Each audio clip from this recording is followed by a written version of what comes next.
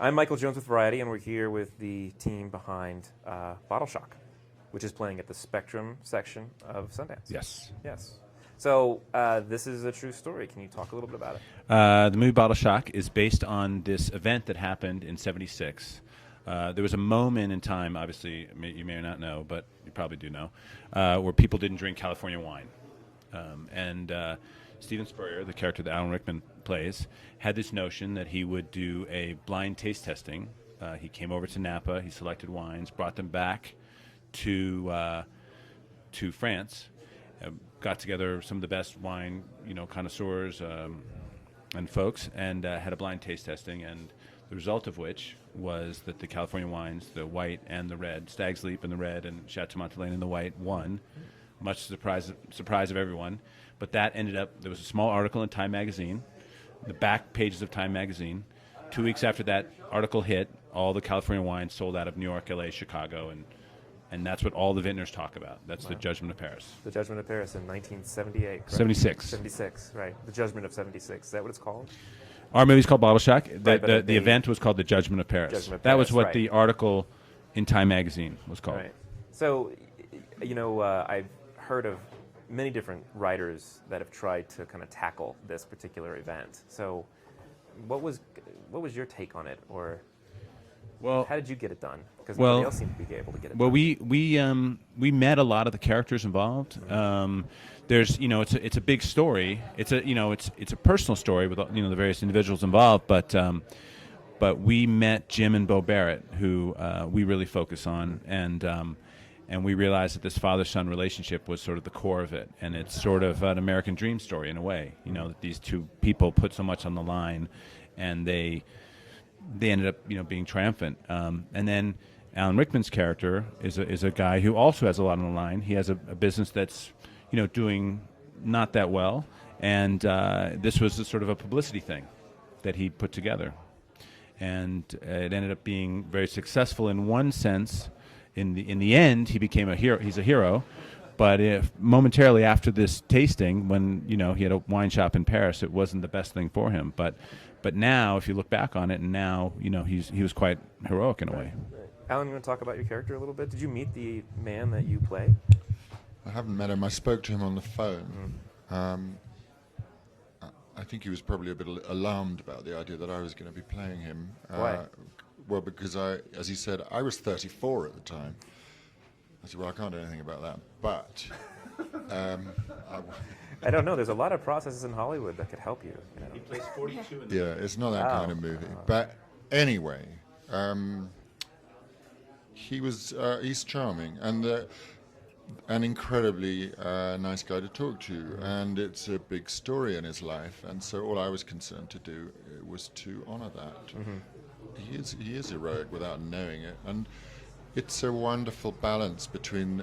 I suppose he's one of the great English eccentrics in a way, who also, at the base of their eccentricity, have huge skill.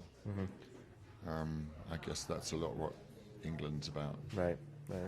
Rachel, you want to talk about how you fit into this mess?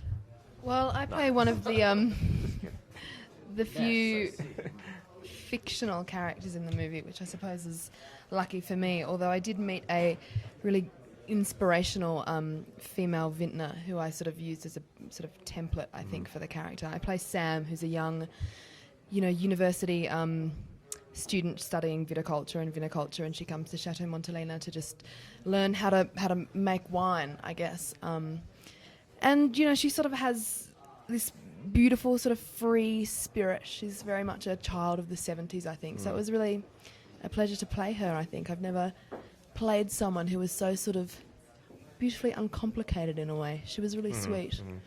How long was this shoot? Can I have... Okay. When did you shoot this? we shot in Napa, Sonoma, Calistoga, Carneros. We shot all over the Napa Valley, Sonoma Valleys. We started pre-production in June. We started filming August 1st, and we wrapped September 17th. Wow, that's fast. And we submitted to Sundance. I asked for an extension, and we gave it to Jeff Gilmore on November 1st. Well, talk about the first screening, which was yesterday, right?